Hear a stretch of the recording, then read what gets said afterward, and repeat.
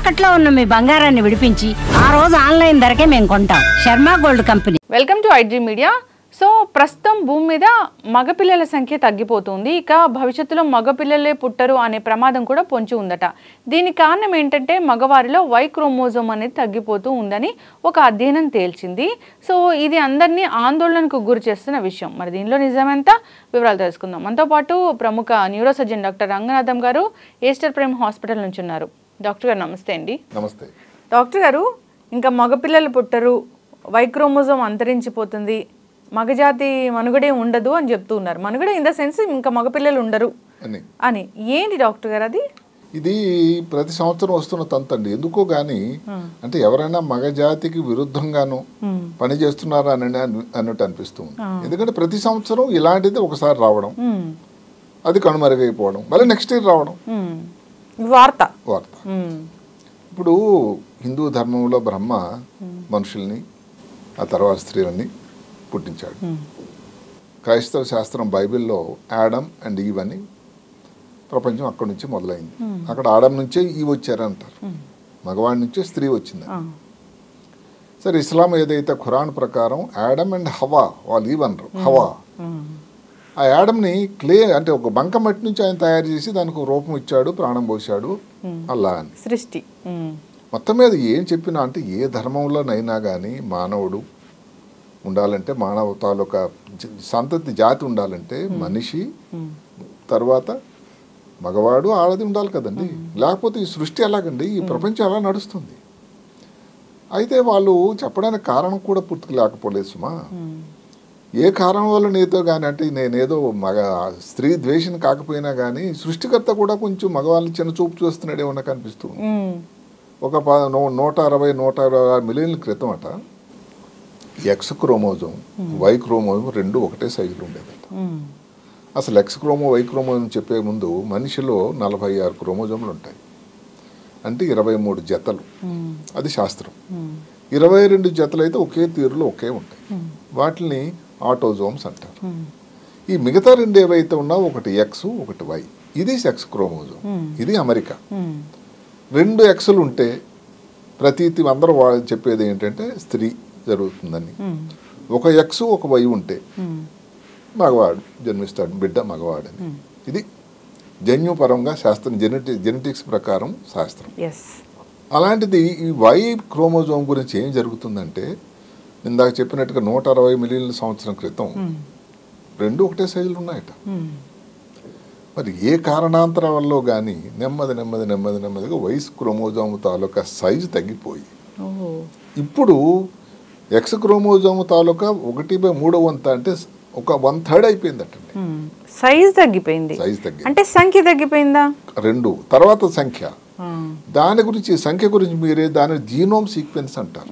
అంటే ఒక క్రోమోజోమ్ లో అమెరికా జీన్స్ అని అదొక పెద్ద సృష్టి. అది అమెరికా ప్రకారం ఒక శాస్త్రవేత్త ఎవరైతే ఉన్నారో గ్రేస్ అని, వారు చెప్పడం ఏంటంటే 1438 జీన్స్ ఉండేవట వై క్రోమోజోమ్ స్టార్టింగ్లో, వారి లెక్కది. ఇప్పుడు అదెప్పుడు ఒక 300 మిలియన్ల సంవత్సరాల్లో 1438 నుంచి 1393కు వచ్చేసాయట. అంటే ఏంటి, ఇంకా 45 మిగిలాయి. 300 మిలియన్ సంవత్సరాలు తగ్గిపోతే వచ్చే 10 నుంచి 11 మిలియన్ సంవత్సరాల్లోనే అసలు ఇంకా ఉండవు అని. అంతేగా. దాన్ని బట్టి వాళ్ళు ఏమన్నారంటే ఇంకా మగజాతి ఈ భూమి మీద ఉండదా. అయితే ఆ మాట స్టేట్మెంట్ ఇచ్చే ముందు ఇది ప్రెస్లో చాలా గగ్గోలు, ప్రతి పేపర్లో కూడా, ప్రతి ఛానల్లో కూడా. సింపుల్గా ఆలోచిస్తే మగజాతి కంటే లేకపోతే ప్రపంచం ఎలా ఉంటుంది? సరే, ఎప్పుడో గుండమ్మ కథలో ఒక చిన్న పాట ఉంది, లేచింది నిద్ర లేచింది మహిళా లోకం, దద్దరిల్లింది పురుష ప్రపంచం. అంటే ఇది పురుష ప్రపంచాన్ని దద్దరిల్లడానికి, భయపెట్టడానికి చేసేటువంటి ప్రయత్నమా అని నాకు అనిపిస్తుంది. ఎందుకంటే సృష్టిలో వై క్రోమోజోమ్ లేకపోయినంత మాత్రాన సృష్టి ఆగిపోదట. అంటే ఏమిటి, మగ క్రోమోజోమ్ అన్నది వై ఇప్పటి వరకు ఉన్నా కూడా అలాంటి పద్ధతులు ఉన్నాయి అని ఇప్పుడు చెప్తున్నారు. ఇప్పుడు ఉదాహరణకి ఒక ఒక జర్మ్ సెల్ అని ఉంటుంది, ఎక్కడి నుంచి అయితే గుడ్డు, అదే స్పర్మ్, ఈ రెండు కలిస్తే కదా ఇప్పుడు ఏది ఫలదీకరణ జరుగుతుంది, జీవ ప్రక్రియ ఎప్పుడే మొదలవుతుంది, పిండం తయారవుతుంది. ఆ తర్వాత అందులో రెండు కలిసిన తర్వాత అందులో ఎక్స్ వై కలిస్తే ఇంతవరకు ఉన్నటువంటి నాలెడ్జ్ ఏమిటంటే మగ శిశువు, లేదు ఎక్స్ అయితే ఆడ శిశువు అని.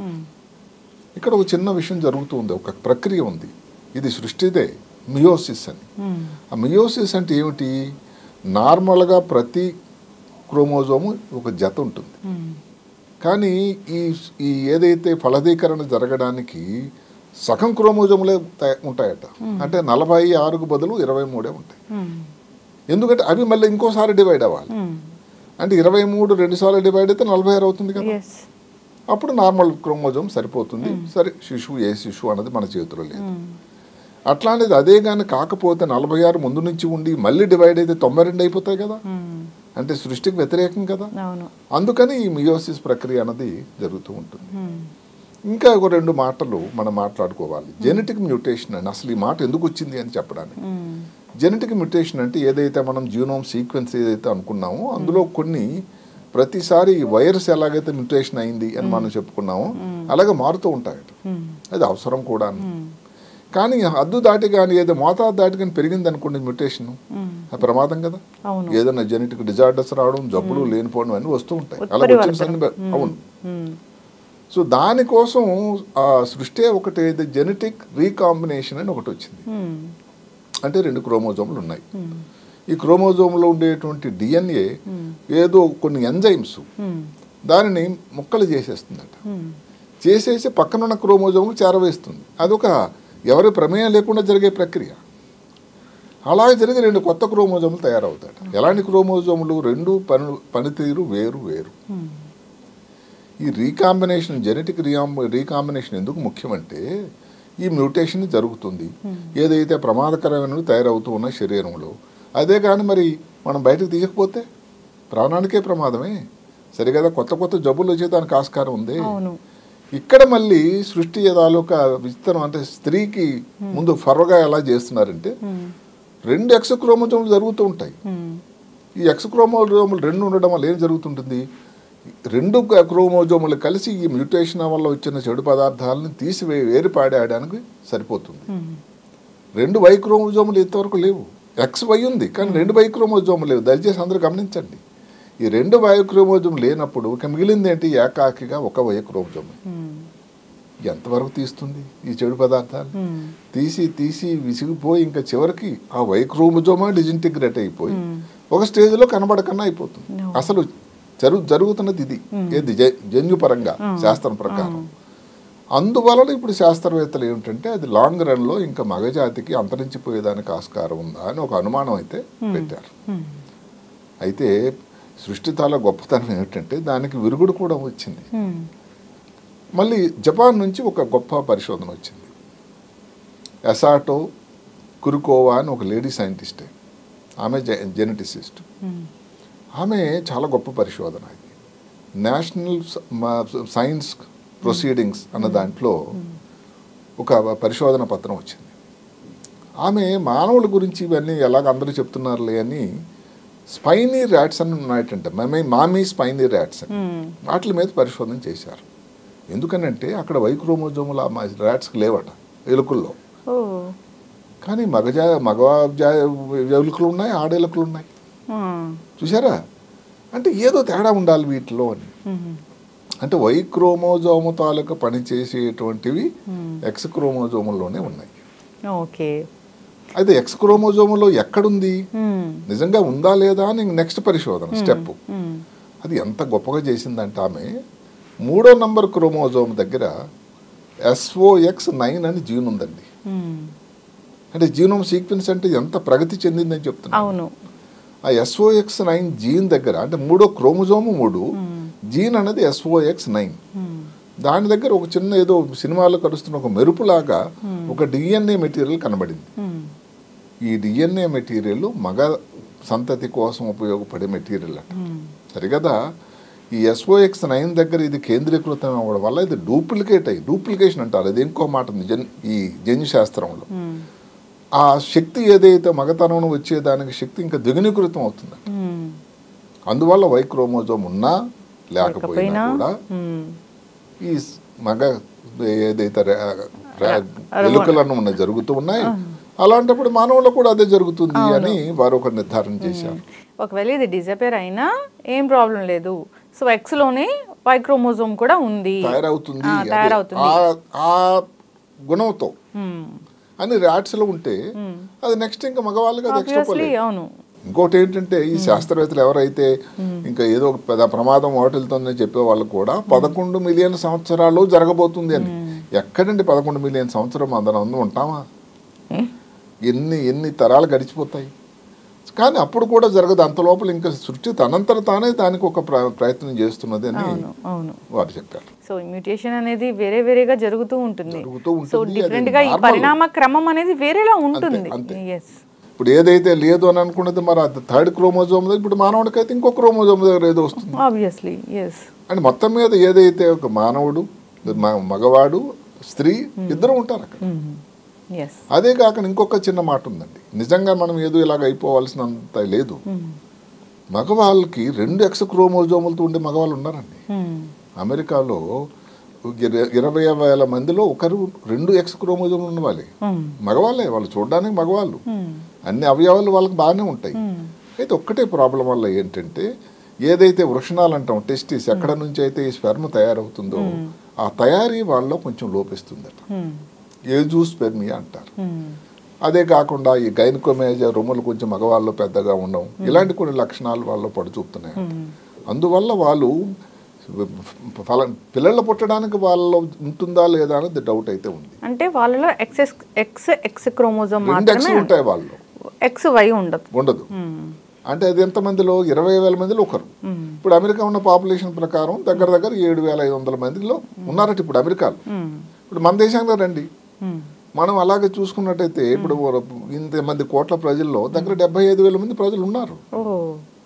అంటే వీళ్ళలో ఎంతమందికి పిల్లలు ఉన్నారు లేదు అని ఇంకా పెద్ద పెద్ద స్టడీ చేయాల్సి ఉంటుంది. అంటే వీళ్ళ నుంచి బేబీస్ వస్తే ఆ బేబీస్ కూడా XX బేబీసే వస్తాయి. అది ఇంకా పరిశోధనలు రాలేదు. మొత్తం మీద ఏంటంటే అసలు బేబీలు పుట్టడానికి ఏదైతే స్పెర్మ్ అన్నది అవసరమో, గుడ్డు ఎలాగైతే ఉంటుందో స్త్రీ నుంచి స్పెర్మ్ అనేది అవసరం కదా, రెండు కలిస్తే కదా జరుగుతుంది.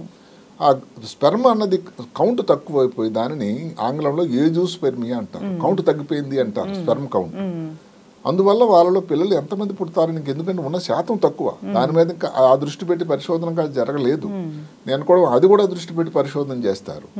మొత్తం మీద ఇప్పుడున్న సమాచారం బట్టి అంతవరకు వాళ్ళలో పిల్లలు పుడుతున్నారా లేదా, ఎంతమందికి పిల్లలు పుడుతున్నారు, పుడితే ఎలాంటి పిల్లలు, వాళ్ళకు అంగవైకల్యం ఉందా లేదా, ఇవన్నీ మనం తర్వాత చెప్పుకోవాల్సింది. మొత్తం మీద 2X జీన్ క్రోమోజోమ్స్తో ఉండే మగవారు కూడా ఉన్నారు ప్రపంచంలో. అయితే డాక్టర్ గారు, ఇప్పుడు ఇలాంటి ఆర్టికల్స్ వస్తూ ఉంటాయి, సో ఇలా వచ్చినప్పుడు అందరు భయపడిపోతూ ఉంటారు, కలవరం మొదలైంది ఆల్రెడీ. సో నిజంగానే అంతరించిపోతుందా ఎట్లా ఏంటి అనేది. సో అయితే సైంటిఫికల్గా ప్రూవెన్ అనేది ఉంది. సో X క్రోమోజోమ్స్లోనే Y క్రోమోజోమ్ కూడా ఇంక్లూడ్ అయి ఉంది ఆ ర్యాట్స్లో. సో అట్లాగే అవుతుంది మిలియన్ ఇయర్స్ తర్వాత, ఇప్పుడు కాదు. అందుకనే ఆ మహానుభావుడు శాస్త్రవేత్త ఏందో, మగవాళ్ళు మీకు అభయస్తం ఇస్తున్నా, ఏం భయపడకండి, ఇంకా మీరు తప్పకుండా ఈ ప్రపంచంలో ఉంటారు, ఇదేదో ఆఖరి రోజు వచ్చేలేదు, ఏం భయపడకండి అని ఆయన చాలా సంతోషకరమైన వార్త మగజాతికి అందరు కూడా ఇచ్చాడు. మొత్తం మీద ఏమిటంటే హాస్యాస్పదం పక్కన తీసి పెడితే, మొదట మనం స్టార్టింగ్లో అనుకున్నట్టే ఇది ప్రపంచం నడవాలి అంటే అక్కడ ఏ శాస్త్రం, ఏ సిద్ధాంతం, క్రైస్తవ సిద్ధాంతం లేకపోతే ఇస్లాం ఖురాన్ కానీ, బ్రహ్మ పురాణం దాని కానీ, మగవాడు స్త్రీ లేకుండా అసలు సంతతి ఎలా అవుతుందండి, ప్రపంచం ఎలా నడుస్తుంది? మీరు ఆడమని ఈవెన్ పెట్టండి, మగవాడు స్త్రీ అని చెప్పండి, పేర్లు ఏది పెట్టండి, అందువల్ల ఇదేదో నా ప్రకారం కూడా ఇది అంతరించిపోవడానికి ఆస్కారం అయితే అనిపించటం లేదు. వాళ్ళు ఏంటంటే ఒక కౌంటింగ్ చేసి ఒక మ్యాథమెటికల్ ఫార్ములా దాన్ని ఎక్స్పోలేట్ చేశారు. అంటే 300 మిలియన్ సంవత్సరాల్లో 1398 కానీ కరిగిపోయినట్టయితే Y క్రోమోజోములోని జీన్స్ ఇంకా 10 మిలియన్ సంవత్సరాల్లో 45 పోతాయి కదా అని ఒక లాజిక్ ఉపయోగించారు. అది మ్యాథమెటికల్ ఫార్ములా తప్ప అది మెడికల్ సైన్స్లో అది వర్తిస్తుందా అనేది మనం చూడాలి. ఖచ్చితంగా డాక్టర్ గారు చాలా చక్కగా చెప్పారండి. ఏదైతే వైరల్ అవుతుందో ఈ ఇష్యూ అనేది సో అది మిలియన్ ఇయర్స్ తర్వాత జరుగుతుందా జరగదా అనేది ఒక ప్రెడిక్షన్ మాత్రమే. సో అప్పటికి ఎన్నో రకాల మ్యూటేషన్స్ జరగవచ్చు, ఎన్నో రకాల పరిణామాలు జరగవచ్చు. సో అప్పటికి సైన్స్ చాలా డెవలప్ అవ్వచ్చు. సో ఇప్పుడు జరుగుతున్న దాంట్లో కూడా అది ఏమి అంతరించిపోయినట్లు ఏమి కనపడలేదు. ఇందులో లేశమంతా నిజం ఉన్నా సైన్స్ ప్రకారం దానికి పెద్ద పట్టు లేదు. ఎస్, ఏదైతే ర్యాట్స్ లో జరిగిందో దాంట్లో ఇన్విజిబుల్ గా ఉంది వై క్రోమోజోమ్ అనేది తెలుస్తుంది మనకి. ఏదైనా కానీ గొప్ప గొప్ప ప్రయోగాలన్నీ ఫస్ట్ ర్యాట్స్ లోనే జరిగాయి కదండి. తర్వాత ఇప్పుడు పెద్ద పెద్ద జంతువుల మీద చేయడానికి ఆస్కారం లేదు. ఎనిమల్ వాళ్ళ తాలూకు సపోర్టింగ్స్ వాళ్ళందరూ కూడా ప్రియులందరూ కూడా ఇది పెడతారు. అందుకని ప్రయోగాలన్నీ కూడా ర్యాట్స్ లోనే జరుగుతున్నాయి. వారు చాలా గొప్ప ప్రయోగం చేశారు. ఎంతవరకు నిర్బంధంగా చెప్పారంటే అన్ని ఎక్స్ క్రోమోజోములుండి కూడా మగ ఎలుకలు ఆడ ఎలుకలు ఉన్నాయి అంటే అర్థం ఏంటి? జరుగుతూ ఉంది ఆ ప్రక్రియ. అవును, ఆబ్వియస్లీ మీరు అన్నట్లు అమెరికాలో కొంతమంది, ఇక్కడ కొంతమంది వేల సంఖ్యలో కూడా ఉన్నారు. వాళ్ళలో ఇప్పుడు ఏంటంటే ఈ జెనెటిక్ కోడింగ్ అని ఒకటి వచ్చిందని ఇప్పుడు కొన్ని జబ్బులు కూడా చేస్తున్నారు.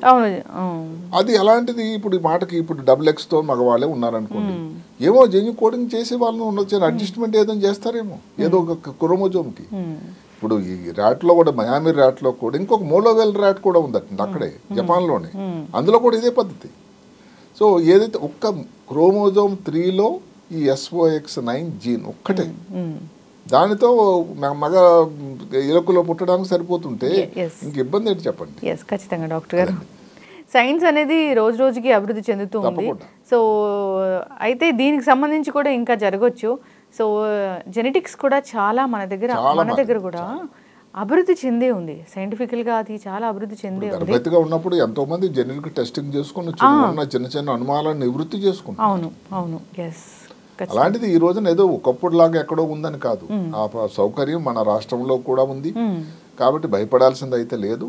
దానికి ఏది ఇబ్బంది అని పడుచూపుతుంది అనగానే తద్వారంగా తొందరగానే సత్వరంగా కానీ చర్య తీసుకున్నట్టయితే దాన్ని ఆనకట్ట వేయడానికి కూడా జెనెటిక్ కోడింగ్ లాంటిది అవన్నీ చాలా ఉపయోగపడుతూ ఉన్నాయి.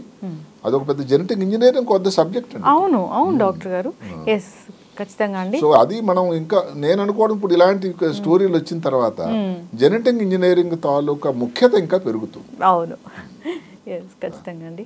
చక్కటి ఇన్ఫర్మేషన్ డాక్టర్ గారు. సో మగజాతి అయితే ఏం అంతరించిపోదు, భయపడాల్సిన అవసరం అయితే లేదు. ఎస్, ఈ వార్త విన్నప్పటి నుంచి అందరూ కలవరపడుతూ ఉన్నారు. సో అసలు దీంట్లో వాస్తవం లేదనే అనుకోవాలి.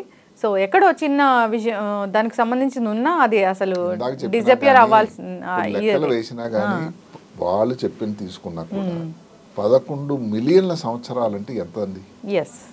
ఇదేదో రేపు ఎల్లుండి కాదు కదా. ఇప్పుడు నుంచి వరి అయిపోవడం అదే కాకుండా ఇదేదో దీనికి ఎందుకంటే పస తగ్గిపోయింది ఈ స్టడీ కంటే ప్రతి సంవత్సరం ఇలాంటి స్టడీ వస్తుందట. నేను నిజానికి ఇంతకుముందు అబ్జర్వ్ చేయలే. ఈ సంవత్సరం వచ్చిన స్టడీ ఎప్పుడైతే కొన్ని రోజుల క్రితం 10 రోజుల క్రితం వారం క్రితం వచ్చింది ఇది. అంటే అంత గగ్గోలు వాళ్ళు మరి వెనకబడిపోతుంది, మళ్ళీ నెక్స్ట్ ఇయర్ వస్తుందట. కాబట్టి దానికి అంత పట్టు లేదు, భయపడాల్సింది అయితే ఏం లేదు. ఖచ్చితంగా డాక్టర్ గారు, చాలా చక్కటి ఇన్ఫర్మేషన్ అండి. ధన్యవాదాలు.